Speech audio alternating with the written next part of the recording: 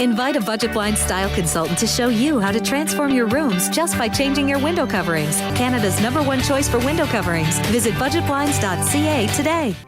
This is Newcap News with Bart Padjasek. Some border city students are preparing to take on the best in the region as they take part in Skills Canada's annual competition. In this week's Beyond the Classroom, we introduce you to some students from Holy Rosary High School that are hoping their talents get them noticed by not only judges, but by potential employers as well. Measure twice, cut once. Construction is a skill that's in grade 11 student Bart Padjasek's blood, coming from a family that's involved in the trade. So, of course, I've been growing up around it my entire life. I've learned some tips, tricks, and it's just kind of brought me to here. That expertise at an early age was enough for Padjasek to be nominated by his shop teacher to take part in Skill Canada's regional competition in Vermilion this month. A chance for Padjasek and his classmates to show off what they know in a variety of competitions, from carpentry and welding to design and photography.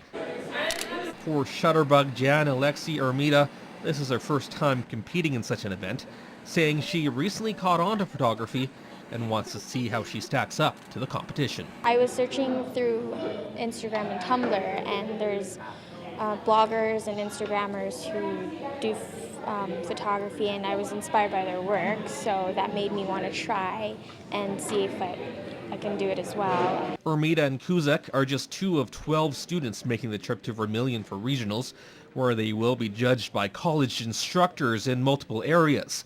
Teachers at Holy Rosary hope that this group continues the winning tradition that the school has seen as of late. Last year, 4 students made it all the way to provincials. It was a great experience. I had a lot of fun last year, and the students had a really positive experience. So we were lucky, and we won gold and silver in welding and gold and silver in carpentry. As for Padjasek, there's still a lot of practicing to go before he can even think about medals. But win or lose, he hopes to attract the eye of more than just judges. It is just a friendly competition, but there can be a lot of potential employers out there that notice what you're doing and might even get a job for it. The border city is growing. New subdivisions are constantly being built, but with all the new housing comes regulations on how they're constructed. Even the smallest error can have the impact on safety. This house was built just 3 centimeters too close to the neighboring property line, but because of the Canadian Building Code, it caused a bureaucratic headache. There's no variance allowed in the National Building Code associated with a distance between the property line and the house. So the applicant had basically 2 choices to deal with, is to talk to his neighbor and do the lot line as we've seen at council, or to add more fire suppression to the side of his residence.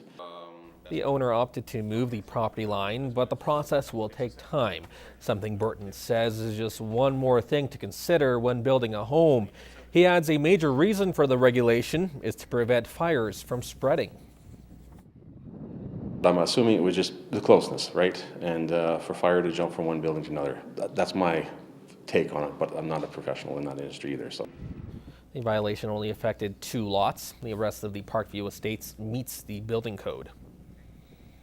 Cloverdale Paint hosted its annual fundraising barbecue today in an effort to help raise money for the Odyssey Community Childcare Organization.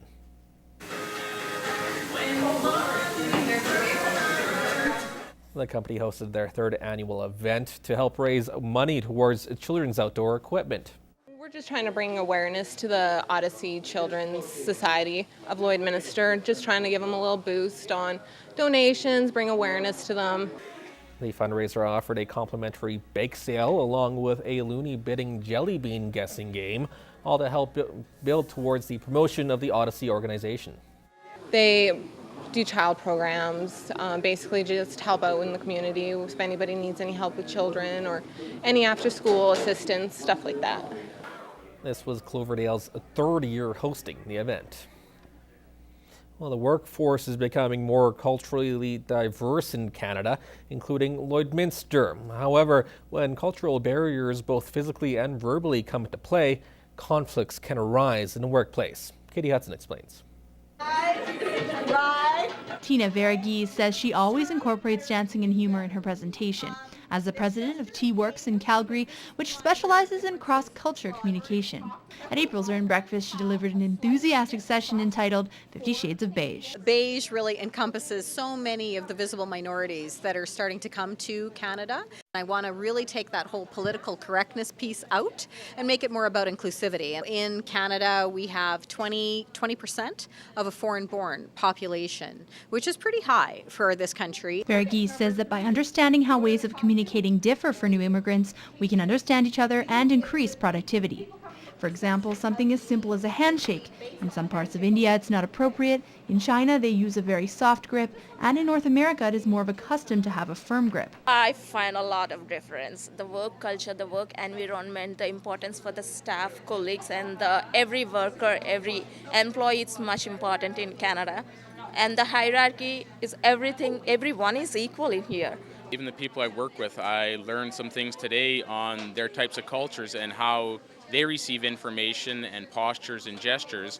And when it comes to meetings, that, I can start to be on the same page as them. It's really not just about being politically correct. I actually shun that. It's more about how does it start to make our communities more whole and more effective and our organizations.